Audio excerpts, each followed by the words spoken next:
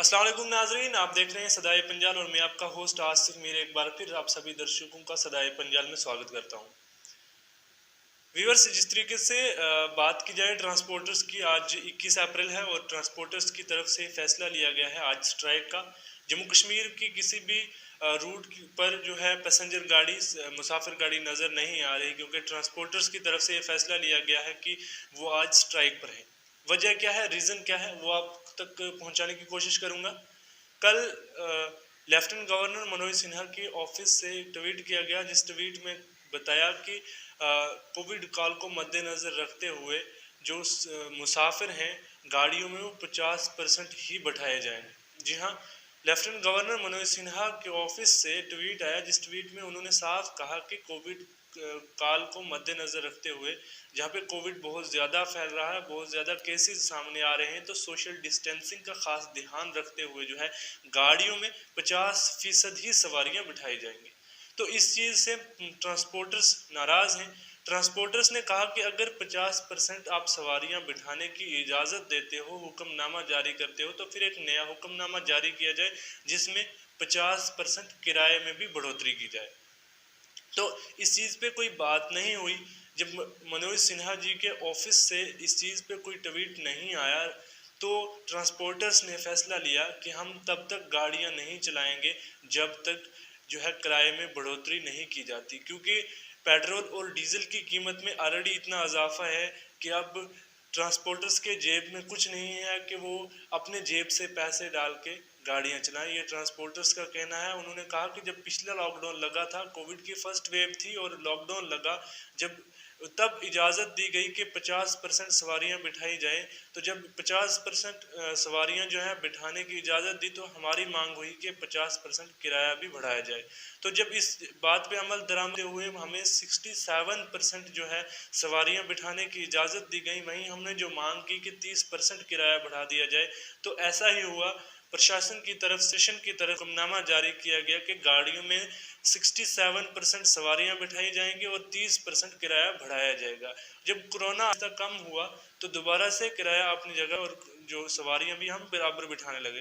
लेकिन अब दोबारा से जब कोरोना की सेकंड वेव में कोरोना काफ़ी फैल रहा है, वहीं जो है एडमिनिस्ट्रेशन से ये ऑर्डर जारी किया जाता है कि आपने 50% ही सवारियां बिठानी है। जब 50% सवारियां बिठाने की इजाज़त दी जा रही है, तो हमें 50% किराया भी बढ़ाया जाए। ये ट्रांसपोर्टर्स का कहना है कि जब तक किराया नहीं बढ़ाया जाएगा, तब तक हम गाड़ियां नहीं चलाएंगे।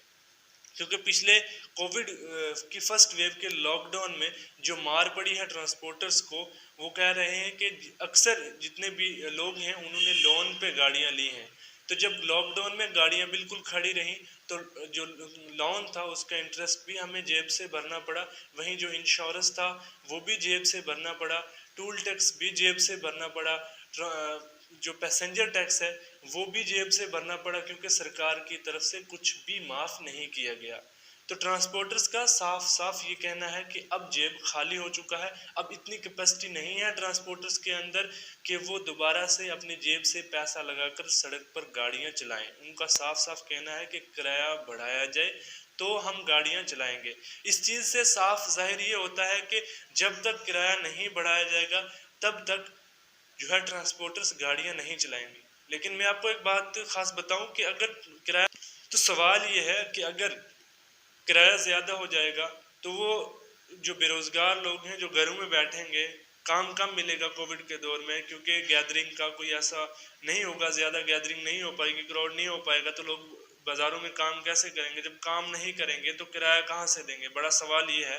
सरकार को एक ऐसा फैसला लेना चाहिए जो पब्लिक और ट्रांसपोर्टर्स के बराबर हो, उनके हक में हो। किराया भी ज़्यादा ना हो और सवारियां भी ज़्यादा ना बिठाई जाएं।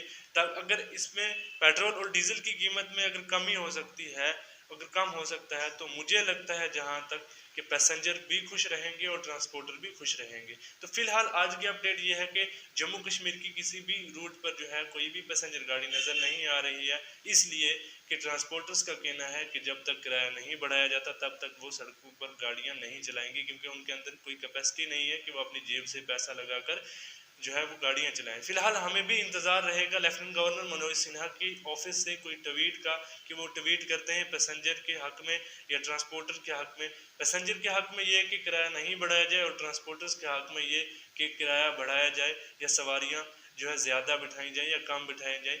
इस पे हमें भी इंतज़ार रहेगा। देखते हैं एडमिनिस्ट्रेशन की तरफ से क्या फ़ैसला लिया जाता है, क्या डिसीजन लिया जाता है। तब तक अपने मेज़बान आसिफ मीर को दें इजाज़त। अल्लाह हाफिज़।